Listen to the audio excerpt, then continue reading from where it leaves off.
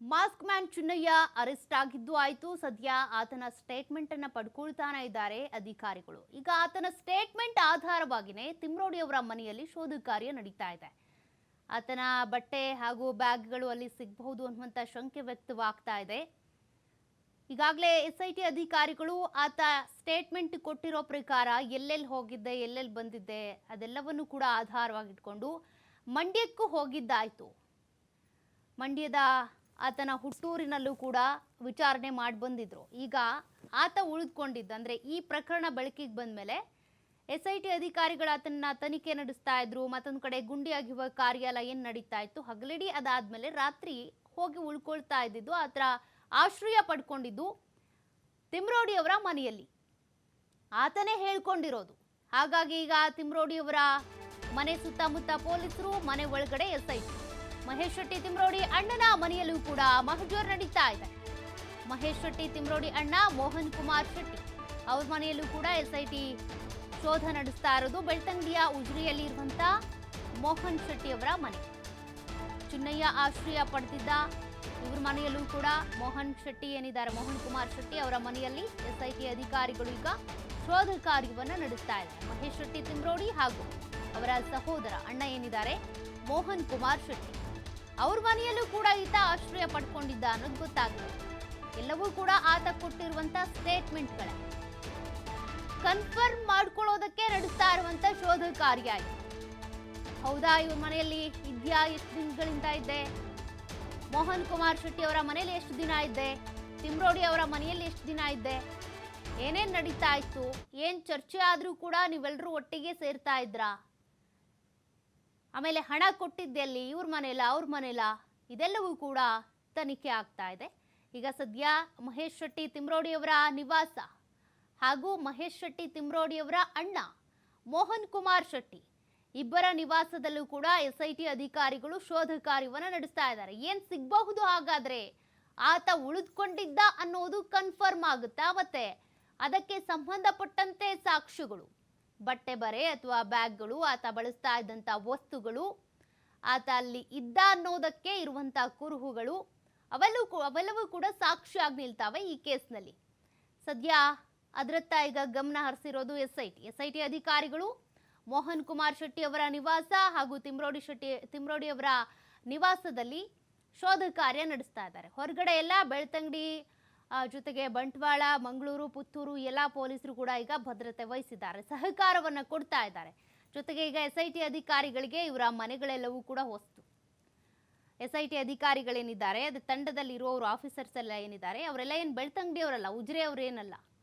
ಅವ್ರಿಗೆ ಮನೆ ತೋರಿಸೋದಕ್ಕೆ ಇವರು ಮೋಹನ್ ಕುಮಾರ್ ಅವರ ಮನೆ ಇರ್ಬೋದು, ತಿಮ್ರೋಡಿ ಅವರ ನಿವಾಸ ಇರ್ಬೋದು, ಅಥವಾ ತೋಟ ಇರ್ಬೋದು, ಅಥವಾ ಅವರ ಮನೆ ಒಂದೋ ಎರಡೋ ಮತ್ತಿನ್ನೆಲ್ಲಿ ಸೇರ್ತಾ ಇದ್ರೋ ಅದೆಲ್ಲವನ್ನು ಕೂಡ ಅಲ್ಲಿನ ಸ್ಥಳೀಯ ಪೊಲೀಸರೇ ತೋರಿಸ್ತಾರೆ. ಇಂತಿಂತಲ್ಲಿ ಹೀಗೀಗೆ ಅಂತ ಅವ್ರು ಗೈಡ್ ಮಾಡ್ತಾರೆ. ಅದ್ರ ಪ್ರಕಾರವಾಗಿ ಅಲ್ಲಿ ಹೋಗಿ ಸರ್ಚಿಂಗ್ ನಡೀತಾ ಇರೋದು.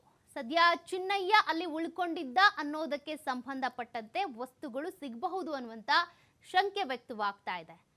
ಆತನ ಹುಟ್ಟೂರು ಈ ಧಾರ್ಮಿಕ ಕ್ಷೇತ್ರ ಅಲ್ಲ, ಬೆಳ್ತಂಗಡಿನೂ ಅಲ್ಲ, ಉಜ್ರೇನೂ ಅಲ್ಲ. ಆತ ಮಂಡ್ಯದಲ್ಲಿ ಒಂದು ಹಳ್ಳಿಯಲ್ಲಿ ಹುಟ್ಟಿದ್ದು. ಈಗಾಗಲೇ ಅಲ್ಲೂ ಕೂಡ ಎಸ್ಐಟಿ ಅಧಿಕಾರಿಗಳು ತೆರಳಿದ್ರು, ಆತನ ಮಾಹಿತಿ ಪಡ್ಕೊಂಡ್ರು, ಆತನ ಸ್ನೇಹಿತನನ್ನು ವಿಚಾರಿಸಿದ್ರು, ಸ್ನೇಹಿತರನ್ನ ಮಾತನಾಡಿಸಿದ್ರು. ತದನಂತರದಲ್ಲಿ ಚಿಕ್ಕರಸಿಪಾಳ್ಯ ಆತನ ಪತ್ನಿಯ ಮನೆ ಅಲ್ಲಿಗೂ ಹೋಗಿದ್ರು, ಅಲ್ಲೂ ವಿಚಾರಿಸಿದ್ದಾರೆ.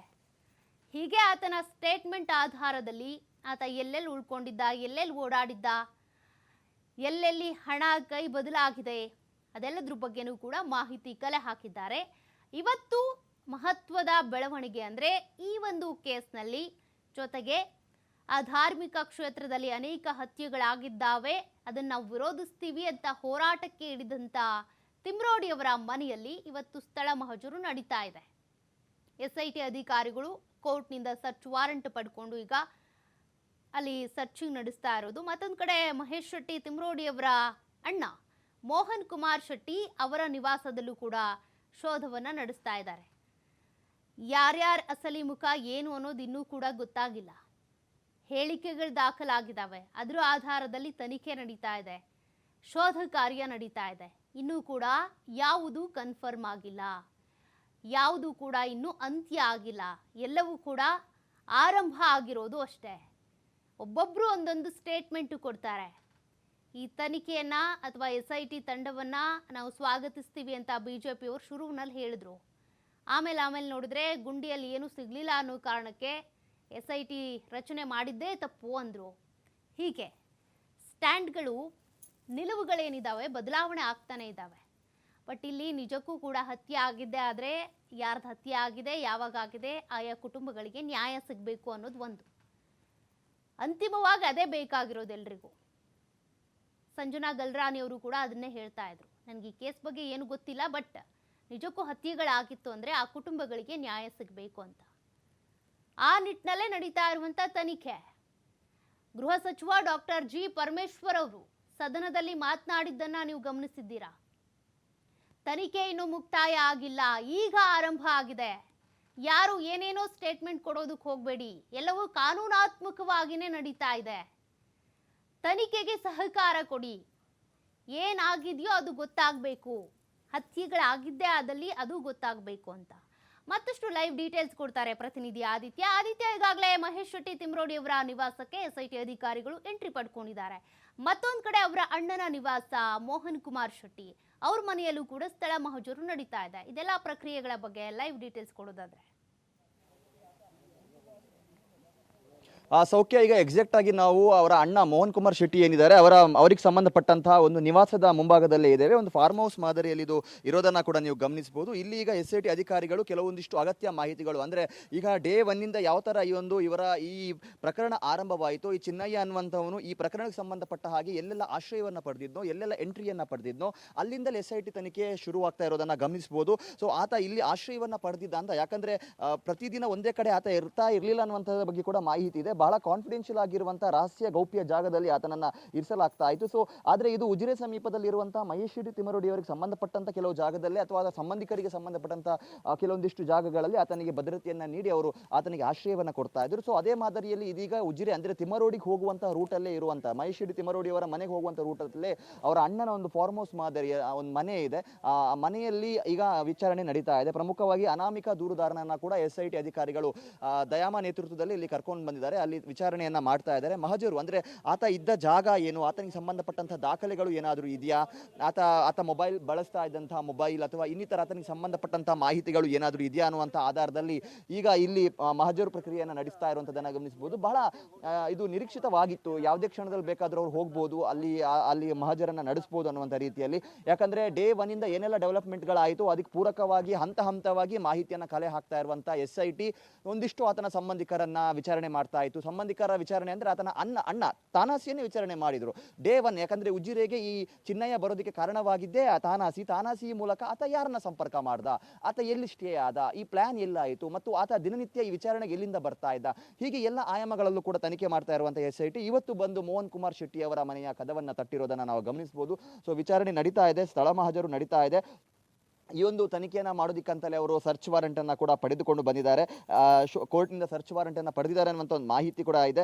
ಸೊ ಈ ಜಾಗಕ್ಕೆ ಇವತ್ತು ಬರ್ತಾರೆ ಅನ್ನುವಂಥದ್ದು, ಯಾವುದೇ ಕ್ಷಣದಲ್ಲಿ ಬೇಕಾದರೂ ಬರುತ್ತಾರೆ ಅನ್ನುವಂಥ ರೀತಿಯ ನಿರೀಕ್ಷೆಗಳು ಇತ್ತು. ಮತ್ತು ಇಲ್ಲಿ ರಸ್ತೆಯನ್ನು ಕೂಡ ಬ್ಲಾಕ್ ಮಾಡಿರೋದಂಥದ್ದನ್ನು ಗಮನಿಸಬಹುದು. ಯಾಕಂದರೆ ಇದು ಸಾರ್ವಜನಿಕ ರಸ್ತೆ, ಅಲ್ಲಿ ಸಾರ್ವಜನಿಕರಿಗೆ ಎಂಟ್ರಿ ಇದೆ, ಮತ್ತು ಮಾಧ್ಯಮಗಳಿಗೆ ನಿರ್ಬಂಧವನ್ನು ಹೇರಿದ್ದಾರೆ. ಈ ಜಾಗವನ್ನು ಕೂಡ ಗಮನಿಸಬಹುದು. ಇಲ್ಲಿಂದಲೇ ಗಾಡಿಗಳನ್ನು ಅಡ್ಡ ಇಟ್ಟು, ಒಂದು ವ್ಯಾನನ್ನು ಅಡ್ಡ ಇಟ್ಟು ಕೂಡ ಇಲ್ಲಿ ಬ್ಲಾಕ್ ಅದು ತಿಮರೋಡಿ ಅವರ ನಿವಾಸಕ್ಕೂ ಕೂಡ ಹೋಗುತ್ತೆ. ಮತ್ತು ಅಲ್ಲಿ ಎಂಟ್ರಿ ಪಾಯಿಂಟ್ ಅಂದ್ರೆ ಈ ಉಜಿರೆಯ ಮೇನ್ ರೋಡ್ ನಿಂದ ತಿಮರೋಡಿ ಅವರ ಮನೆಗೆ ಅಥವಾ ಇಲ್ಲಿಗೆ ಬರೋದಕ್ಕೆ ಒಂದು 1 ಕಿಲೋಮೀಟರ್ ಇದೆ. ತಿಮರೋಡಿ ಅವರ ಮನೆಗೆ ಹೋಗೋದಕ್ಕೆ ಸುಮಾರು 3 ಕಿಲೋಮೀಟರ್ ಇದೆ. ಒಂದು 2-3 ಕಿಲೋಮೀಟರ್ ಇರಬಹುದು. ಬಹುಶಃ ಅಲ್ಲಿ ಹಂತವಾಗಿ ಅಲ್ಲಿ ಬ್ಲಾಕ್ ಮಾಡಿರೋದನ್ನ ಕೂಡ ಗಮನಿಸಬಹುದು. ಯಾಕಂದ್ರೆ ಮೊನ್ನೆ ಹೈಡ್ರಾಮಾದಲ್ಲಿ ಏನು ತಿಮರೋಡಿ ಅವರನ್ನು ಅರೆಸ್ಟ್ ಮಾಡೋದಕ್ಕೆ ಹೋದಂತ ಸಂದರ್ಭದಲ್ಲೂ ಕೂಡ ಅಲ್ಲಿ ಸಾಕಷ್ಟು ಜನ ಸೇರಿದ್ರು. ಸೊ ಅಲ್ಲೂ ಕೂಡ ಆಕ್ರೋಶಗಳು ವ್ಯಕ್ತವಾಗಿತ್ತು. ಆ ಕಾರಣಕ್ಕೋಸ್ಕರ ಇವತ್ತು ಬೆಳಗಿನಿಂದಲೇ ಪಕ್ಕಾ ಪ್ಲಾನ್ ಮಾಡಿಕೊಂಡು ಭದ್ರತೆಗಳ ವ್ಯವಸ್ಥೆಗಳನ್ನ ಸರಿಯಾಗಿ ಮಾಡಿಕೊಂಡು ಆ ಬಳಿಕ ಪೊಲೀಸರು SIT ಅಧಿಕಾರಿಗಳು ಇಲ್ಲಿ ಎಂಟ್ರಿಯನ್ನ ಕೊಡ್ತಾರೆ. ಇಲ್ಲಿ ಬರುವಂತ ಸಂದರ್ಭದಲ್ಲಿ ಇಲ್ಲಿ ಈಗ ಅಡ್ಡ ಹಾಕಿರೋದನ್ನ ಗಮನಿಸಬಹುದು. ಇಲ್ಲಿಂದ ನಿರ್ಬಂಧ ಇದೆ. ಸೊ ಇದೊಂದು ಇನ್ನೂ 1-1.5 ಗಂಟೆಗಳ ಕಾಲ ಇಲ್ಲಿ ವಿಚಾರಣೆ ನಡೆಯುವಂತ ಸಾಧ್ಯತೆ ಇದೆ. ಮತ್ತು ಇದು ಇಲ್ಲಿಗೆ ಸ್ಟಾಪ್ ಆಗೋದಿಲ್ಲ.